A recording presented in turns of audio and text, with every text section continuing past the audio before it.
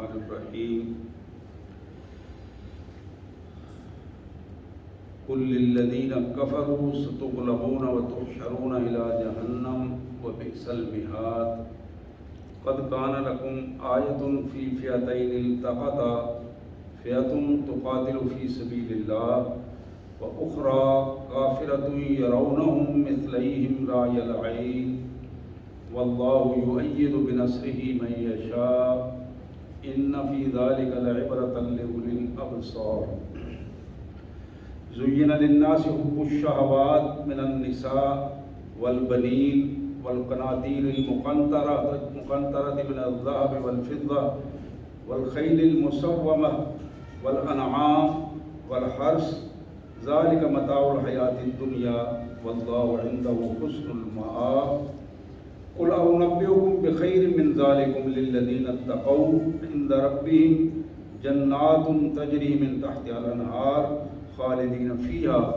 وازواج مطہرہ ورضوان من اللہ واللہ بصیر بالعباد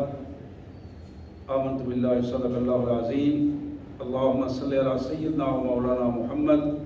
وعلى آل سيدنا ومولانا محمد وبارك وسلم اللهم صل على جميع الأنبياء والمرسلين وعلى الملائكة المقربين وعلى سائر الصحابة والتابعين وعلى عباد الله الصالحين۔ اللہ کے پاک کلام قرآن مجید میں یہ تیسرا پارہ ہے اور سورہ آل عمران کی آیت نمبر 12 سے لے کر آیت نمبر 16 تک کی آیات ہیں جو آج ہمارے زیر مطالعہ ہیں ہمارے اس موضوع کے حوالے سے۔ سب سے پہلے ان مبارک آیات کا سادہ سا ترجمہ اور مفہوم۔ اللہ کے مبارک نام سے جو بڑا مہربان بہت زیادہ رحم کرنے والا ہے۔ قل للذین کفروا ستغلبون، میرے رسول ان کافروں کو بتا دو، ان کو مخاطب کر کے اعلان کر دو، ستغلبون، بہت جلد تم مغلوب ہو جاؤ گے، بہت جلد تم مغلوب ہو جاؤ گے۔ وتحشرون الی جہنم، اور پھر آخرت میں تمہارا نتیجہ یہ ہے کہ تمہیں جہنم کی طرف دھکیلا جائے گا اکٹھا کر کے۔ وبئس المہاد، اور وہ بڑا ہی برا ٹھکانہ ہے۔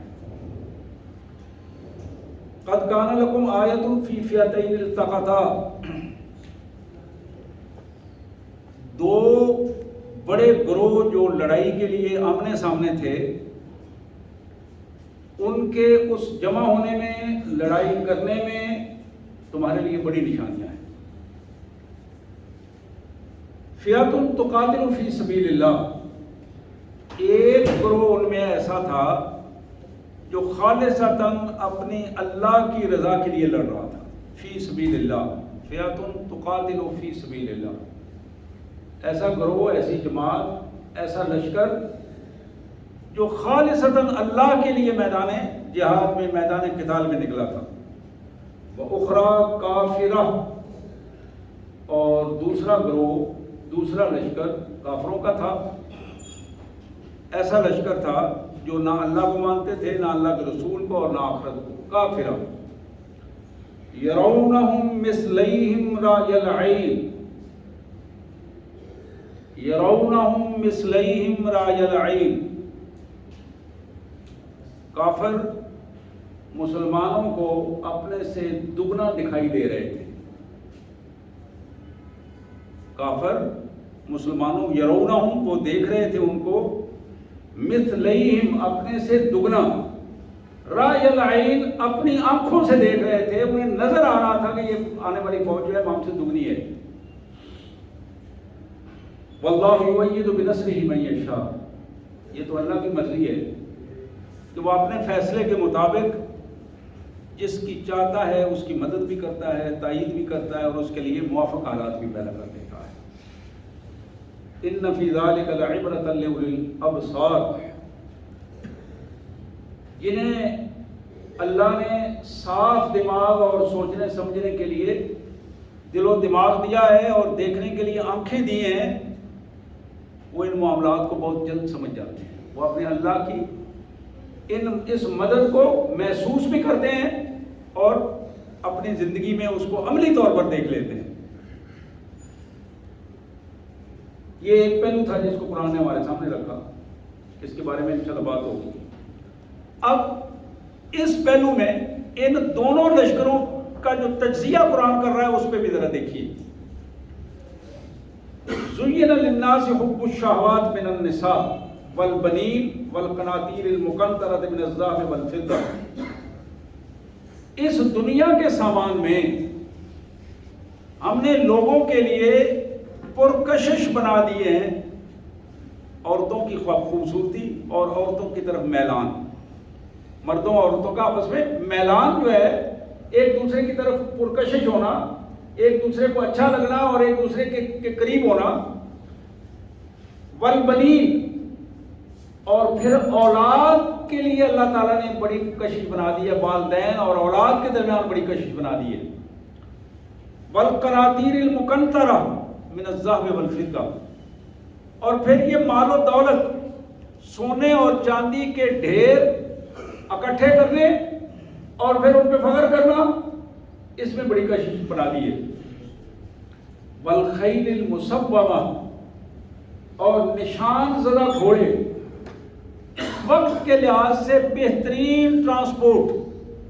والخیل المسومہ، اس میں بڑی پرکشش کیفیت ہے، وقت کے لحاظ سے بہترین ٹرانسپورٹ جو ہے اس حوالے سے۔ پھر فرمایا والانعام والحرث، اور یہ ڈور ڈنگر، جتنے پالتو جانور ہیں ان کے حوالے سے بعض کا وہ شوق ہوتا ہے اور اس شوق میں وہ بہت زیادہ اپنا کام کر رہے ہوتے ہیں۔ والحرث، اور پھر کھیتیاں، کھیتی باڑی اور زمینیں اور زمینداری کا وہ سارا عمل، فصلیں بیجنا اور نکالنا، اور یہ ساری کیفیت، اس میں اللہ تعالیٰ نے بڑی اٹریکشن رکھ دی ہے، بڑی کشش ہے اور بڑا شوق ہے، لوگ اس کیفیت میں بھی لگے ہوئے ہیں۔ لیکن کیا ہے؟ ذالک متاع الحیات الدنیا،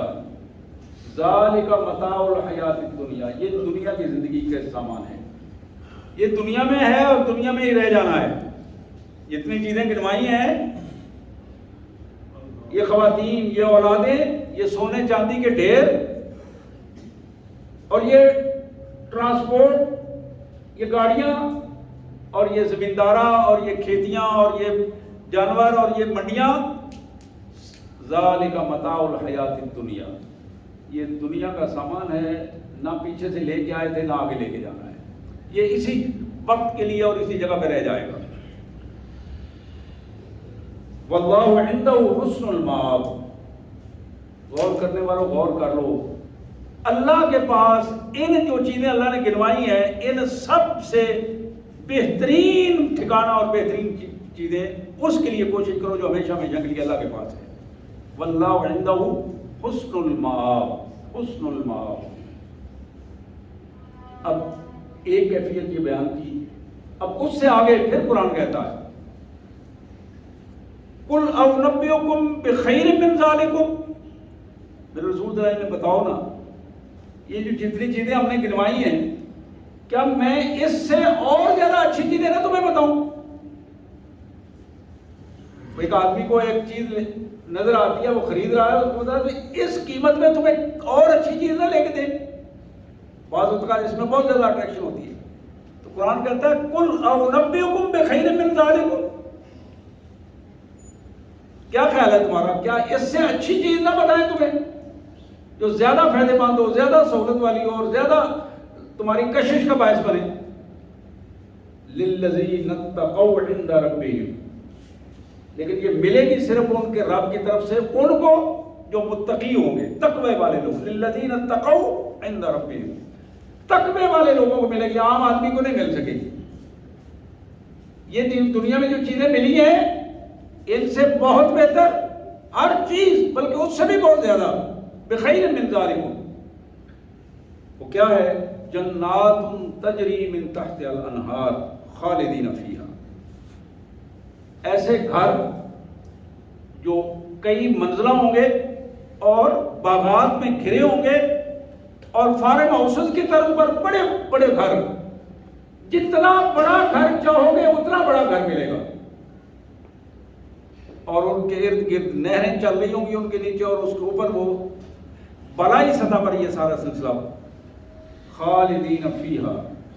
ہمیشہ ان میں رہیں گے۔ کوئی قوت، کوئی دعویٰ، کسی قسم کی سرزنش ایک دفعہ جنت میں جانے کے بعد کوئی ان کو نکال نہیں سکے گا، کسی سہولت سے محروم نہیں کر سکے گا۔ وَأَزْوَاجٌ مُطَہَّرَةٌ، اور پاکیزہ رفاقتیں، پاکیزہ بیویاں، خوبصورت ترین بیویاں، پاکیزہ رفاقتیں، جس کی مثال اس دنیا میں نہیں دی جا سکتی۔ آج گندگی میں کے گٹروں میں کھڑے ہو کر، گندگی کی طرف دیکھ کر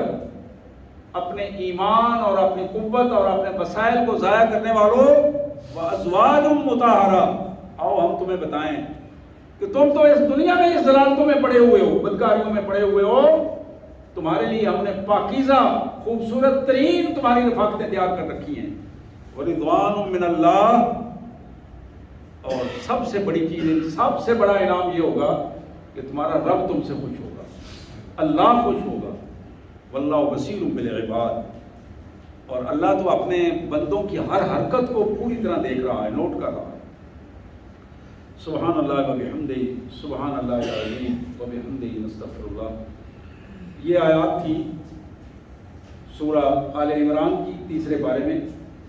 آیت نمبر 12 سے لے کر 15 تک کی آیات، جس کا متن بھی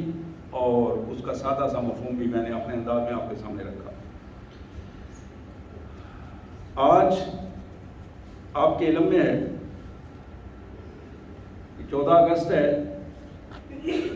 یوم آزادی ہے، اور ہم اس آزادی کو شیطانی باجوں سے متعارف کروا رہے ہیں کہ ہم آزاد ہوئے ہیں، شیطانی باجے بجا کر ہم احساس دلا رہے ہیں کہ ہم آزاد ہیں۔ ان حالات میں قرآن نے یہ جو آیات ہمارے سامنے رکھی ہیں کہ بندہ مومن نہ اپنی خوشی میں بہتا ہے اور نہ غمی میں روتا ہے، دونوں پوزیشنوں میں وہ اپنا تعلق اپنے اللہ سے قائم کرتا ہے۔ خوش ہوتا ہے تو سجدہ شکر ادا کرتا ہے، خوش ہوتا ہے تو سجدہ شکر ادا کرتا ہے، اپنے رویوں میں تبدیلی لاتا ہے، اور جب وہ غمگین ہوتا ہے، پریشان ہوتا ہے، آزمائش میں ہوتا ہے، استغفار کرتا ہے،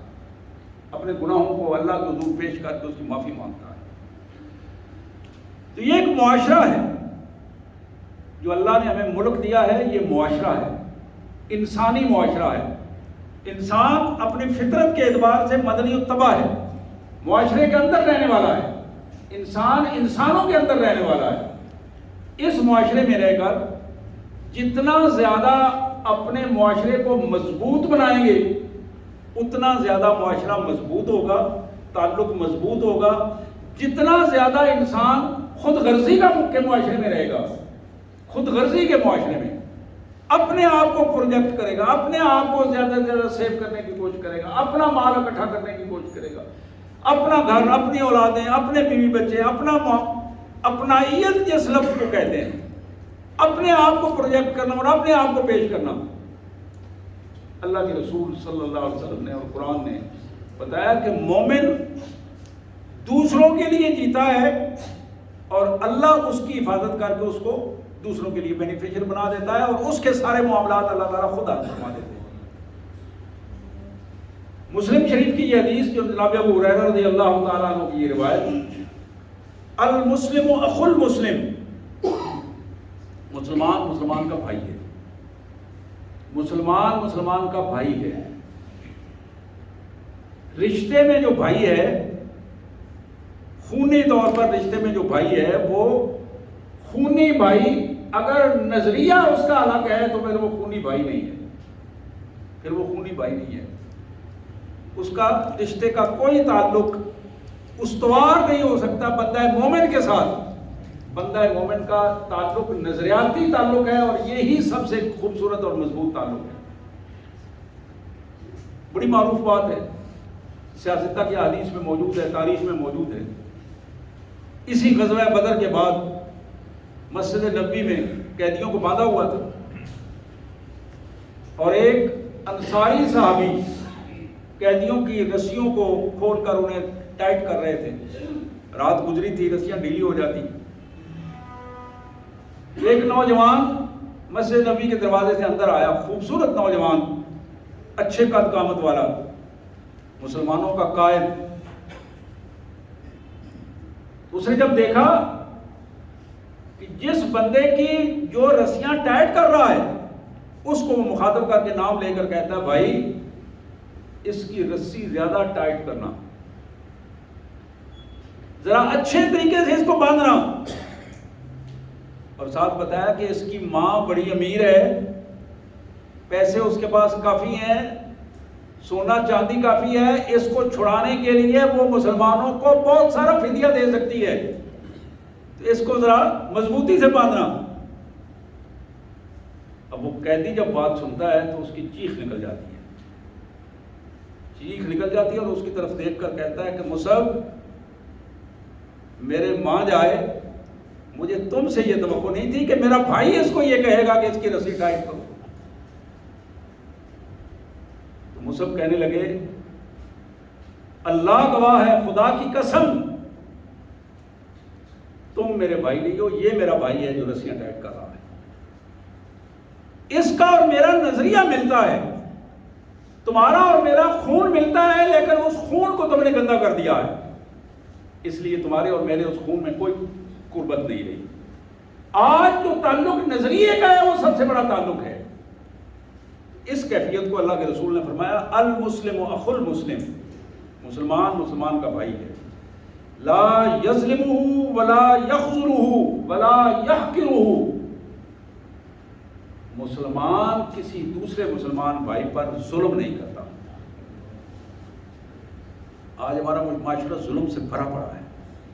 ظلم سے بھرا پڑا ہے۔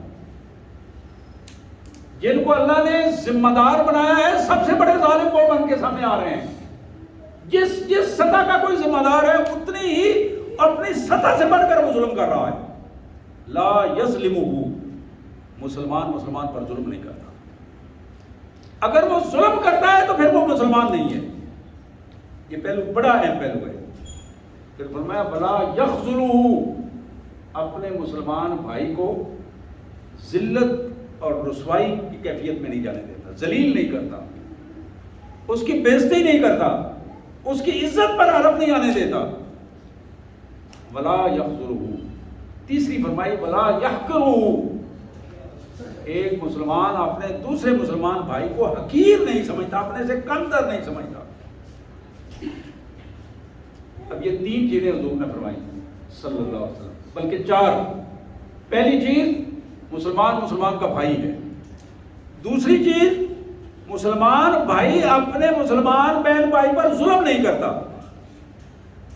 تیسری چیز، مسلمان اپنے کسی مسلمان بہن بھائی کی عزت پر حرف نہیں آنے دیتا، اسے ذلیل و رسوا نہیں کرتا، اس کی عزت کا سودا نہیں کرتا، نہ خود اس کی بےزتی کرتا ہے، نہ کسی کو بےزتی کرنے دیتا۔ اور چوتھی چیز، مسلمان کسی دوسرے مسلمان بہن بھائی کو حقیر نہیں سمجھتا، اپنے سے کمتر نہیں سمجھتا، اسے محسوس نہیں کرواتا کہ تم چھوٹے ہو میں بڑا ہوں۔ پھر فرمایا التقویٰ ہاؤنا، اشارہ کر، یشیر الی صدری، اپنے سینے پر ہاتھ رکھ کر اشارہ کر کے فرمایا، 3 دفعہ یہ ارشاد فرمایا، التقویٰ ہاؤنا التقویٰ ہاؤنا التقویٰ ہاؤنا۔ لوگوں، تقویٰ تمہارا، تقویٰ کا مرکز تمہارا دل ہے، اپنے دل کو پاک کرو تاکہ تمہارے فیصلے پاکیزہ ہوں، اپنے دماغ کو پاک کرو تاکہ تمہاری سوچ پاک ہو۔ التقویٰ ہاؤنا، جب تمہارا دل اور دماغ پاکیزہ ہوگا تو تمہاری سوچ پاک ہوگی، تو تمہارے فیصلے بھی پاکیزگی کے فیصلے ہوں گے۔ پھر آپ نے ارشاد فرمایا کل المسلم علی المسلم حرام، ہر مسلمان بہن بھائی دوسرے مسلمان بہن بھائی کے لیے قابل عزت ہے۔ کل المسلم علی المسلم حرام، ہر مسلمان بھائی اس دوسرے مسلمان بھائی کے لیے قابل احترام ہے۔ اپنے دمہ وعرضہ ومالہ، اپنے خون کے اعتبار سے قابل احترام ہے کہ اس کا خون نہیں بہائے گا، وعرضہ، اس کی عزت کا وہ محافظ ہوگا، عزت کے اعتبار سے اپنے مسلمان بھائی کے لیے ہمیشہ قابل احترام رہے گا اور قابل اسے احترام دے گا، ومالہ، اور اس کے مال کے بھی ایک ایک ٹکے کی حفاظت کرتا ہے، اس کے مال کو بھی کبھی بھی ضائع نہیں ہونے دیتا، اپنے مال سے زیادہ اس کے مال کی حفاظت کرتا ہے۔ یہ ایک منظر تھا جو اسلامی معاشرے کا کی تصویر پیش کی ہے محمد رسول اللہ صلی اللہ علیہ وسلم نے کہ ہم اس طرح کا اسلامی معاشرہ بنانا چاہتے ہیں۔ یہ اسلامی معاشرہ ہے جس کو اللہ کے پیارے رسول صلی اللہ علیہ وسلم اس طرح ترتیب دینا چاہتے تھے اور ترتیب دیا آپ نے۔ بخاری شریف کی ایک حدیث مبارک، بخاری شریف، نبی رحمت صلی اللہ علیہ وآلہ وسلم کا فرمان، من کان عنده مظلمة لأخیہ من عرض او من شیء فیتحلل منه اليوم من قبل اللہ یکون دینارا ولا درہم۔ لوگوں، اگر کسی مسلمان بھائی کا دوسرے مسلمان بھائی پر کوئی حق ہے اور وہ اس نے ادا نہیں کیا، کسی کا کوئی لین دین ہے کسی کے ساتھ، کسی کا کوئی شکوہ شکایت ہے عزت اور احترام کے ساتھ کسی کے حوالے سے، اور کسی کا کوئی مسئلہ یا کوئی پریشانی ہے جو دوسرے کے ساتھ اٹکی ہوئی ہے، اللہ کے رسول صلی اللہ علیہ وسلم نے فرمایا آج کے دن اس وقت سے پہلے کہ تمہارے پاس سونا چاندی کوئی روپیہ پیسہ نہیں ہوگا، اس وقت سے پہلے آج ان معاملات کو درست کر لو۔ آج تمہارے پاس وقت ہے، اللہ نے جتنا وقت دیا ہے، اگر کسی کا حق مارا ہے تو اس کا حق دے کے معذرت کر کے اپنے آپ کی جان چھڑوا لو۔ کسی کی انسلٹ ہوئی ہے، کسی کی بےزتی ہوئی ہے، کسی کی عزت کو تاراج کیا تم نے، سیدھا اس کے پاس جا کے معذرت کر لو۔ یہ دنیا کے حساب سے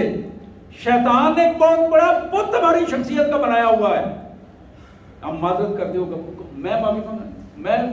حالانکہ مجرم ہے، پتہ ہے اسے کہ میں نے یہ جرم کیا ہے، اس کے باوجود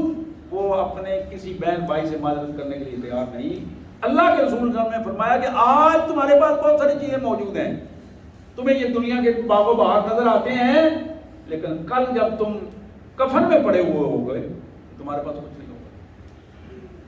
سوائے اس ایمان کے۔ اپنے اس وقت سے پہلے لا یکون درہما ولا دینارا، کہ جب کوئی پیسہ روپیہ تمہارے پاس نہیں ہوگا، اس وقت کے آنے سے پہلے جس کا کوئی دینا ہے، جس پر کوئی حق ہے، جس کا کوئی دعویٰ ہے، غلط فہمی ہے، اسے آج اس دنیا میں اپنے وقت کے ساتھ دور کر دیں۔ حضور نے فرمایا ان کان لہ عمل صالح اخذ منہ بقدر مظلمہ۔ قیامت کے دن اللہ کے حضور جب آدمی پیش ہوگا اور تو اس کے پاس کوئی چیز نہیں ہوگی، لیکن اگر کوئی دعویٰ دار آ گیا یا اللہ اس سے انصاف لے کر دے، اس نے میرے ساتھ ظلم کیا تھا، دنیا میں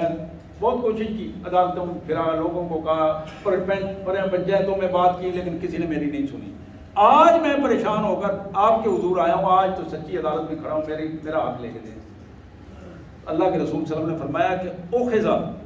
من عمل صالح، اس کی اگر کوئی نیکی جو بڑی مشکل سے اس دن حاصل ہوگی، اس کی کوئی نیکی اگر ہوگی، اللہ تعالیٰ وہ نیکی اٹھا کے اس دعوے والے کو دے دیں گے، اس دعوے والے کو نیکی دے دیں گے۔ لیکن اس سے اگلی بات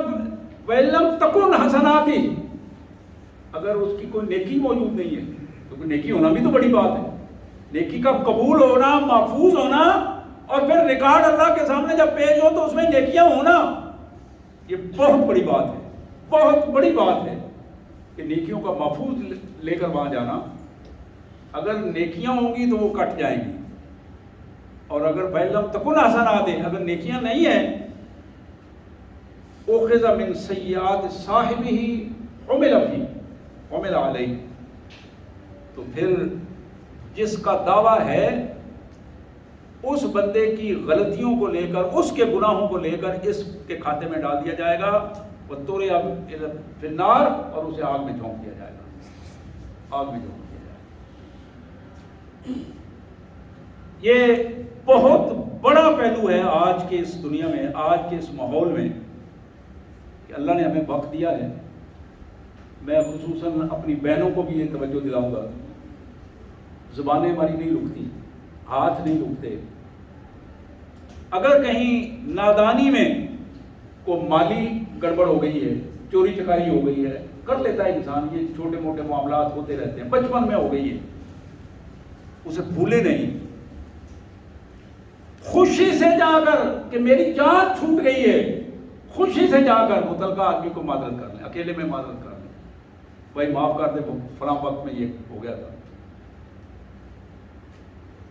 میں نے شاید پہلے بھی بتایا ہو کہ میں ایک دن مسجد میں درس دے رہا تھا، حافظ آباد کی بات ہے، آج سے 35-40 سال پہلے کی بات ہے۔ درس کے بعد ایک بندہ مجھے ملا، اس نے کہا کہ عوض صاحب میں نے یہ غالباً کچھ 20 روپے مجھے دیے، یہ 20 روپے رکھ لیں۔ میں نے کہا کس چیز کے ہیں؟ اس نے کہا وہ آپ کے والدین حج سے آئے تھے تو انہوں نے ٹیپ لائی تھی تو آپ وہ ٹھیک کرنے کے لیے میرے پاس لائے تھے، اس میں ایک میوزک کا پرزہ تھا، وہ میں نے نکال لیا تھا، کسی اور کو میں نے 20 روپے کا ڈال کے دیا تھا۔ آج کے درس کے بعد مجھے احساس ہو گیا خدا را یہ مجھے معاف بھی کر دیں اور یہ 20 روپے لے لیں تاکہ میری جان چھوٹ جائے۔ آپ یقین کریے آج تک مجھے وہ واقعہ یاد ہے، اور اس کے لیے میں دعا بھی کرتا ہوں۔ تو میرے پیارے بھائیوں، یہ دنیا میں جو تھوڑا سا موقع ملا ہے، اس موقع پر اس سے فائدہ اٹھاتے ہوئے اپنے آپ کو پاک کر لیں، خود پاک کر کے لے جائیں۔ جب اس نیت سے آپ جائیں گے تو اللہ تعالیٰ آپ کے لیے آسانیاں پیدا کر دے گا۔ کسی کا حق ہے اس کا حق دے دیں اور اسے معذرت کر کے خوشی راضی خوشی یہ کام کریں۔ کسی سے ناراضگی ہے تو ناراضگی دور کر لیں، وہ ناراضگی دور کر کے اس دنیا سے جائیں تو وہ خوبصورت بات ہے۔ نبی رحمت صلی اللہ علیہ وآلہ وسلم کی ایک دوسری حدیث مبارک، یہ مسلم شریف کی حدیث ہے، یہ بھی جناب ابو ہریرہ رضی اللہ تعالیٰ کی روایت ہے، بڑی معروف روایت ہے، پہلے بھی آپ نے کئی دفعہ سنی ہے۔ محفل میں بیٹھے ہوئے ایک دن حضور صلی اللہ علیہ وسلم نے فرمایا اتدرون ما المفلس، لوگوں جانتے ہو مفلس کون ہوتا ہے؟ فقیر کون ہے؟ غریب کون ہے؟ کمزور کون ہے؟ مفلس کون ہے؟ قالوا المفلس فینا من لا درہم لہ ولا متاع۔ صحابہ کہتے ہیں ہم نے عرض کی یاد رہتا ہمارے ہاں تو غریب فقیر وہ ہے جس کے پاس نہ سونا ہو، نہ چاندی ہو، کوئی مال دولت نہ ہو، مانگتا پھر رہا ہو، وہ اس کو ہم مفلس کہتے ہیں۔ حضور نے فرمایا ان المفلس من امتی، میری امت میں مفلس وہ ہے من یاتی یوم القیامہ بصلاۃ وصیام وزکوٰۃ، میری امت کا مفلس وہ ہے کل قیامت کے دن اللہ کے حضور جب وہ آئے گا تو ڈھیر ساری نمازیں لے کر آئے گا، وہ نمازی ہوگا، زکوٰۃ دینے میں ٹھیک ہے زکوٰۃ دے کے آئے گا، روزے رکھ رہا ہے، فرضی بھی نفلی بھی روزے رکھ رہا ہے، روزوں کو لے کے آئے گا، زکوٰۃ، صلاۃ اور روزے، سیام، یہ ساری چیزیں لے کے آئے گا، نیکیوں کا اس کا پلڑا بھاری ہوگا جب وہ آئے گا۔ ان حالات میں ویاتی وقد شتم ھذا، ہم کہتے ہیں کہ ہماری زبان پھسل جاتی ہے، اس وقت تک جٹ نظر نہیں آتا جب تک 2-4 گالیاں نہ نکال لے، اس وقت تک کشمیری نہیں نظر آتا جب تک 2-4 گالیاں نہ نکال لے۔ یہ شیطان نے بت بنا دیے ہمارے اندر، ان بتوں کو ہم ان بتوں کے ساتھ ہمیں استعمال کیا جاتا ہے۔ اللہ کے رسول صلی اللہ علیہ وسلم نے فرمایا فقط شتم ھذا، یہ بندہ جو روزے لے کر آیا تھا، نمازیں لے کر آیا تھا، زکاتیں لے کر آیا تھا، اس نے کسی کو گالی دی ہوگی، فقط شتم ھذا، گالی دی ہوگی، برا بھلا کہا ہوگا، وقذف ھذا، کسی پر تہمت لگائی ہوگی۔ ہم کہتے کیا ہو گیا یار، بات ہی کی ہے نا، کوئی اتنی بڑی بات ہے؟ بعض اوقات ہم اپنے گھروں میں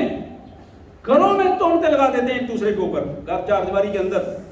اور زندگی اجیرن ہو جاتی ہے،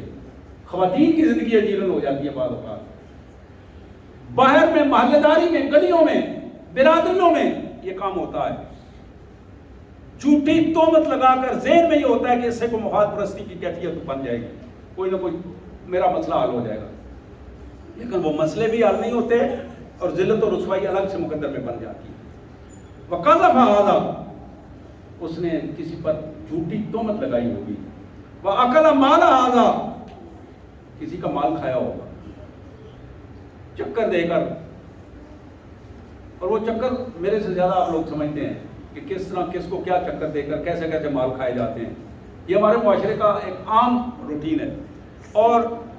بے حسی کے ساتھ چند ٹکوں کی خاطر ہم اپنے ایمان کا سودا کر جاتے ہیں، چند ٹکوں کی خاطر، چند ہزاروں کی خاطر ایمان کا سودا کر جاتے ہیں، جس کو محفوظ رکھنا بڑا مشکل ہے۔ اللہ کے رسول صلی اللہ علیہ وسلم نے فرمایا وَصَفَكَ دَمَ هَذَا، کسی کا خون بہایا ہوگا، قتل کیا ہوگا، کسی کا ٹانگ توڑ دیتے ہیں، جی ہم ٹانگ توڑ دیں گے، ہم جینا آرام کر دیں گے، صفحہ کا آدھا خون بہایا ہوگا،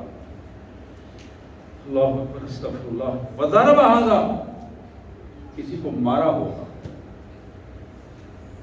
دو چار تھپڑ لگا دے رہے، یہ بھی کوئی بات ہے، یہ وہ تو اس قابل تھا کہ اس کو اور دو چار لگایا جاتا، وضرب ہذا۔ اب یہ ساری باتیں اللہ کے رسول صلی اللہ علیہ وسلم فرماتے ہیں، وقت شتم هذا، گالم گلوچ کی ہوگی، پھر حضور نے فرمایا وقذف هذا، کسی پر جھوٹی تہمت لگائی ہوگی، وَأَكَلَ مَالَ هَذَا، کسی کا مال کھایا ہوگا، وَسَفَكَ دَمَ هَذَا، کسی کا خون بہایا ہوگا، اور پھر فرمایا وَضَرَبَ هَذَا، کسی کو ویسے مارا ہوگا، فَيُؤْتَى هَذَا مِنْ حَسَنَاتِهِ وَهَذَا مِنْ حَسَنَاتِهِ، اس بندے کی نیکیوں میں سے ان سارے لوگوں کو بانٹ دی جائیں گی۔ یہ کون ہوگا؟ من امتی، حضور کی امت کا فرد کی بات ہو رہی ہے، کسی یہودی عیسائی کی بات نہیں ہو رہی ہے، من امتی، میرے امت کا یہ فرد ہوگا جو نمازیں پڑھتا ہوگا، روزے رکھتا ہوگا، زکاتیں دیتا ہوگا، یہ اس کی بات ہو رہی ہے، یہ سارے کچھ لے کے جائے گا وہ، لیکن وہ صاحب یہ باقی سارے کام بھی کرتے ہوں گے، مسجد میں نماز پڑھی ہے، باہر جا کے گالم گلوچ شروع کر دی، مسجد میں نماز پڑھی ہے، باہر جا کے میں تو یہ اپنا کام پراپرٹی کا کر رہا ہوں نا، وہ سودا کر رہا ہوں، تو اس میں تو کسی کا مال آ جاتا ہے تو وہ تو میرا حق بنتا ہے۔ جائز حق ہمارا اپنا ضمیر بتاتا ہے، کسی کو کہنے کی ضرورت نہیں ہے، جہاں جس کا جائز حق بنتا ہے وہ بالکل اس کو اسلام بلکہ خوبصورت سراہتا ہے، لیکن جہاں سے نجائز شروع ہوتا ہے وہ ہمارا اندر بتاتا ہے کہ یہاں سے آپ گڑبڑ کر رہے ہیں، یہاں ایسے نہیں ہونا چاہیے۔ اسی کو قرآن مجید اللہ کے رسول صلی اللہ علیہ وسلم نے فرمایا فَإِذَا فَنِيَتْ حَسَنَاتُهُ، نیکیاں اگر اس کی ختم ہو گئی، نمازوں کا اجر بھی ختم ہو گیا، زکوٰۃ بھی ختم ہو گئی، روزے بھی ختم ہو گئے، نیکیاں ختم ہو گئیں، قبل يُقْضَى مَا عَلَيْهِ أُخِذَ مِنْ خَطَايَاهُمْ، فیصلہ ہونے سے پہلے جب نیکیاں ختم ہو جائیں تو پھر اللہ کے رسول صلی اللہ علیہ وسلم نے فرمایا کہ اس کے گناہ لے کر اس کے اوپر ڈال دیے جائیں گے، ثم طرح فی النار، اور پھر اس کو گھسیٹ کر آگ میں پھینک دیا جائے گا، گھسیٹ کر آگ میں پھینک دیا جائے گا۔ نستغفر اللہ ونتوب الیہ، نستغفر اللہ ونتوب الیہ، یا ارحم الراحمین، یا ذا الجلال والاکرام۔ بہت تھوڑا وقت ہے عمر کا، ہمارے سامنے روزانہ ہمیں یہ اللہ یاد دلاتے ہیں کہ وہ فلاں میں چلا گیا، وہ فلاں میں چلا گیا، وہ اس کا جنازہ پڑھا ہے، اس کی تدفین کی ہے، ادھر ہوا ہے، ادھر ہوا، یہ روزانہ ہمیں یاد دہانی ہوتی ہے ہمارے لیے۔ اس یاد دہانی کی کیفیت کو محسوس کرتے ہوئے اپنے آپ کو درست کرنے کی ضرورت ہے۔ میں نے پہلے بھی توجہ دلائی، پھر توجہ دلا رہا ہوں کہ تھوڑے سے وقت میں اپنے آپ کو پاک کرنے کی کوشش کریں اور اللہ سے دعا کریں،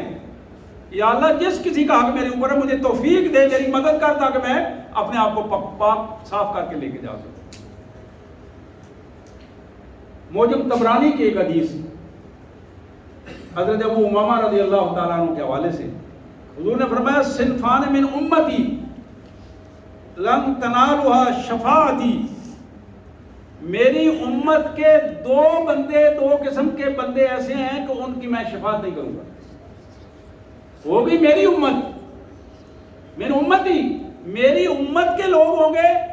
میں ان کی شفاعت نہیں کروں گا، لن تنالوا شفاعتی، میری شفاعت ان تک نہیں پہنچے گی، کچھ بھی ہو جائے میں ان کی شفاعت نہیں کروں گا۔ امام ظلوم غشوم، وہ حکمران جو دوسروں پر ظلم کرنے والا ہے، دوسروں کے حقوق کھانے والا ہے اور دوسروں پر زیادتی کر کے اس کے دلائل دینے والا ہے کہ میں نے یہ اس لیے کیا ہے۔ ظلوم غشوم، وہ ظالم حکمران جو اپنے ظلم کو دلائل کے ساتھ ثابت کر کے لوگوں پر ظلم کی بٹی اس نے گرم کر رکھی ہے۔ دوسرا آپ نے فرمایا وَكُلُّ غَالٍ مَارِقٍ، ہر وہ شخص جو دین میں بدعت پیدا کرتا ہے، دین کو بے دینی کے ساتھ متعارف کرواتا ہے، وہ اگر یہ توقع رکھتا ہے کہ میں اس کی شفاعت کروں گا، قطعاً شفاعت نہیں ہوگی، قطعاً شفاعت نہیں ہوگی۔ غالٍ، غالی وہ ہوتا ہے جو حد سے بڑھ کر ایک آدمی کو بتایا گیا تو آپ نے السلام علیکم ورحمۃ، اب وہ سلام کر رہا ہے، اب سلام کر کے وہ ساتھ ساتھ ہاتھوں کو چوم رہا ہے، پاؤں کو چوم رہا ہے، یہ غالی ہے۔ سلام تو سنت ہے، سلام میں سنت ہے، پہلے سلام کرنا سنت ہے۔ غالی وہ ہے جو حضور صلی اللہ علیہ وسلم نے فرمایا کہ جو شخص یہ چاہتا ہے کہ میں آؤں اور میرے لیے لوگ اٹھ کے کھڑے ہو جائیں، وہ ملعون ہے، وہ لعنتی ہے۔ اور ہمارے مذہبی طبقات مذہب کے نام پر اس کیفیت میں وہ بڑے صاحب آئیں، حضرت آئیں تو ہم ان کے آنے کے لیے کھڑا ہو کر ان کا استقبال کریں، اور حضرت کے لیے اگر وہ کھڑا نہیں ہوتا تو ان کے ذہنی سطح بھی بگڑ جاتی ہے کہ میں آیا ہوں اور کسی نے آٹو بچوں کا نعرہ نہیں لگایا، کسی نے لوگوں کو اٹھایا نہیں ہے، کوئی بات نہیں کی، کوئی نعرے نہیں لگائے، اور یہ وہ کیفیت ہے۔ کل غال مارک، ہر وہ شخص جو دین میں بے دینی کی روایات پیدا کر دیتا، دین میں غلو کرتا ہے، عقیدت میں بہ کر حد سے زیادہ حرکات شروع کر دیتا ہے۔ اللہ کے رسول صلی اللہ علیہ وسلم نے فرمایا کہ یہ وہ دو بندے ہیں، ایک ظالم حکمران اور ایک بے دین جو بدعات کے ساتھ میرے دین کو تباہ کرنے والا ہے، ان کی میں شفاعت نہیں کروں گا۔ ہوں گے میرے امتی لیکن ان کی میں شفاعت نہیں کروں گا کسی صورت میں۔ آج کی ان پوری آیات اور احادیث کے پس منظر میں اگر ہم پوری احتیاط کے ساتھ اس سنجیدگی سے غور کریں تو میرے پیارے بھائیوں، عفت مآب بہنوں، ہمارے لیے یہ لازم بنتا ہے کہ اپنے مرنے سے پہلے اپنے آپ کو ہم پاک کر دیں۔ مرنے سے پہلے اگر تو کسی کو یہ پتا ہے کہ میں نے سال 2 سال 4 سال جینا ہے پھر اس کے بعد مرنا ہے، اس کے پاس تو وقت ہے،